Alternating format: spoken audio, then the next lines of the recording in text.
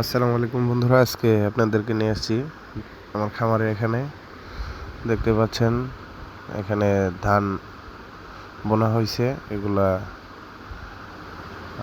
বয়স আজকে 12 দিন চলতেছে। আষাঢ় মাসের শেষের দিকে আমরা ধানগুলা জমিতে রোপণ করব। খুব সুন্দর ধানের, আমাদের গ্রামের ভাষায় জ্বালা বলে, খুব সুন্দর হয়েছে। তো আমার খামারের এখানে জ্বালাগুলা বোনা হয়েছে। আমার একজন মামা আছে আমার খামারে, সবসময় থাকে। তো উনি কাজগুলা করে থাকে, আমি একটু দেখাশোনা করি। পিছনে দেখতে পাচ্ছেন এগুলা ঘাস রোপণ করছি 2 কাঠা জমিতে। আমি একটু সন্ধ্যার সময় ভিডিওটা করলাম, বাড়ির দিকে যাচ্ছি। আমার খামারেরই রাস্তা, বাড়ি থেকে খামারে আসা।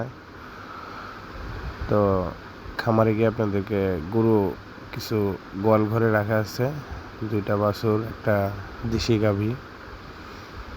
তো এখানে অ্যাকচুয়ালি আমি খামারে ঢুকছি, একটা মুরগি খামারের হাউজে বসে আছে। এই যে মোরগটা আমি ধরে ফেললাম, এটা একটা ফার্মি মোরগ, খামার থেকে বাইরে ছেড়ে দেওয়া হয়েছিল।